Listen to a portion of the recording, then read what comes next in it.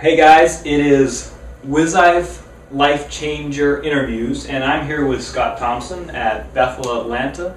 And I met Scott a couple weeks ago up at Journey Church in Ohio, which is where I'm kind of from, but I'm now down in Atlanta, so it's kind of cool. But anyway, Scott, he did a conference up there, and I was really blessed by it, and I ended up actually coming visiting. It happened out that I could come visit, and we decided to do this video. Yeah. So anyway, Scott, I guess just to get started off, what did your life look like before you got saved? Before I got saved, I was the product of the typical Christian family, going to church, but at home it was a little bit of a different story. Financially challenged family, parents that didn't quite get along well, and a lot of fighting in the house. And ended up being a product of divorce. And my parents got divorced when I was 13 years old, which was a really rough time in a young man's life to have his dad move away, and I got really angry. Grew up in a Christian school, Christian church, the whole thing. I got really angry and went to public school. My mom couldn't afford to keep me in Christian school anymore, so I got sent to public school and just had a total culture shock. Family change shock, life shock altogether, and quickly went downhill from there. Ended up getting really angry at God and really angry with my family and really just angry in life, and turned my back on God and spent the next 7.5 years of my life running from God. Everything from doing every drug that I could get my hands on to started selling drugs at kind of mass amounts of drugs. I was a supplier for not just my high school, but for the area I lived in, and had, it was back in pager days, and had a pager that would go off all day long, and that's what I did. I was selling drugs. I was the life of the party, but I was dying inside. What age was this? All the way from, I started high school, started partying pretty hard, and then about my junior year in high school was probably the peak of everything. I was probably 16 years old, and from 16 to 21 was selling, got up to the point where I was selling, pounds every week of marijuana, and then anything else I could get my hands on, and in and out of the court system, and thousands of dollars of fines, and tickets, and spend the night in jail and that kind of stuff. And finally came to the point where I was firefighting. I got a job firefighting, wildland firefighter. It was really strange because to me it was like this ticket out. It was my one big chance for change, and so I got invited by a friend of mine who had a friend to go try out for this fire crew. And I did, and got accepted on the crew and started doing that, and I thought, this is going to change my life. It's finally my ticket out of this bad life. And what happened was I started making a whole bunch of money doing wildland firefighters, and I started supplying people on the crew with everything that I was doing. So it just got worse. Yeah, so it got worse, and it just started really wearing me out. I wasn't being healthy in my body, or spiritually, mentally, physically wasn't healthy, and so hiking 10 to 15 miles a day and doing all that on top of not taking care of yourself started to really wear me out. Into my second year of firefighting, I had hit my bottom, and that's one of the crazy things about life, is when you hit bottom, you hit the foundation of your life. Right. And you have to pick which way you're going to go from Exactly. And my foundation was God. That's how I was raised. I was raised in the church. I knew the goodness of God. I knew the miracles of God. Even I was in a very conservative Christian school, and I'd seen people get healed in that environment, and I knew God was real. I never doubted that. I was just really angry at Him because I didn't think that He was there for me. Which that's one thing I found out is a lot of people, if they say they don't believe in God, it's mostly because they're angry at God, not they don't believe. Absolutely, yeah.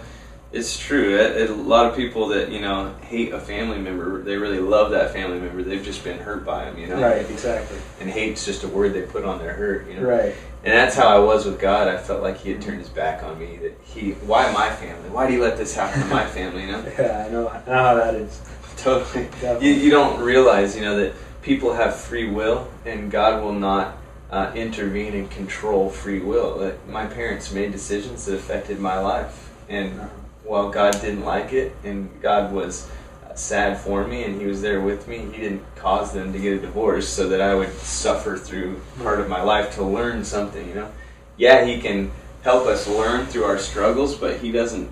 God's not twisted God that would break your leg and go, now you're going to learn to lean on me to walk. It's like, exactly. No, He's a good God who gives good gifts, and when trials and bad things come in our lives, He can still turn it into a winning hand because He's that good. But He's not making bad things happen to teach us a lesson. Yeah. So you were at a low point in your life, and so what happened then? I was firefighting. I was on a fire bus. We were out in the middle of nowhere on the Pacific Crest Trail, and way up in the mountains. We had just got done putting out a fire, mostly, and my whole entire fire crew, we cut through miles of poison oak.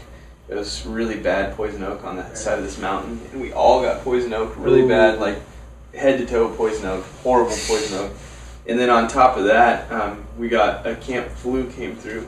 And camp flu is like when you're in a fire camp, people start getting it and it just sweeps through the camp. Everybody gets the flu. You got a whole bunch of guys that are worn down and working all day together, and so we all got the flu. It was hot on the fire all day, and then below freezing at night because we were way up in the mountains, and so it was just wearing us out. And our crew leader decided, okay, it's time to go home. And I remember we started down the side of the mountain in a four-wheel drive school bus. I mean, it's crazy. On a Jeep and ATV only trail in a school bus. It was the wildest thing. And we started coming down the hill, and I remember that all the trees were burned off the hill, and you could look from the top of this mountain, you could look out the window of the bus and see way down there was a highway with cars on it, and the cars looked like little micro machines, little tiny cars. That's how far down it was, and there was nothing between us and that highway. So if this bus, the tire kept falling off the side and stuff like that, if this bus were to go, we'd be all the way down there.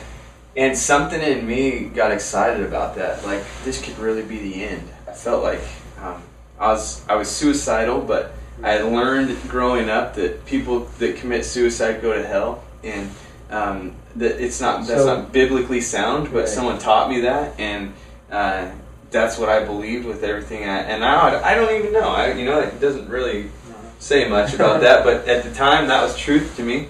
Right. And I thought, oh my gosh, I can't do that. So I'm stuck in this life, and I don't want to go to hell, because if this life feels like hell, then how much worse is that? Right. So I was stuck in this place, and I thought, well, the only way out is if something happens to me. And I thought this bus could go over the edge, and it could be the end, And I had Slipknot, the band, in my headphones, and there was this song about this guy that was waiting and bleeding, that he was walking around inside his shell while he was bleeding. And in the song, I had this picture in my head. Everybody else was freaking out on the bus, like, oh my gosh, we might fall off the side of this mountain, and I was just into it, going, this could be the end, Yeah. And so I had this song in my head, and it talks about this guy walking around waiting and bleeding, and I had a picture of me, and I used to always wear this black hoodie sweatshirt, and I had that on, and I was walking through a very public place, and I had cut my wrists in this picture that I had, but the sleeves were down, and the sweatshirt was black, so no one could see that I was bleeding to death, and the sweatshirt was soaking it up. And I was walking through this crowd of people, and people were going, oh, hey, how you doing? And I was just like walking through going, hey, how you doing? And they didn't realize that while I looked normal on the outside, I was totally dying where they couldn't see me. And it was kind of a picture of my life right there. I mean, that's where I was at in life. And the song, it was the craziest thing, because the song says the guy falls down on his knees and he feels the air leave the inside of him. And I fell, in the picture, I fell down on my knees, and all this black air left the inside of me. And immediately I knew that it was all of the bad things that I had been putting in my life to try to fill this hole. And I hadn't cried in probably 3 or 4 years. Just had no emotion, completely emotionally dead.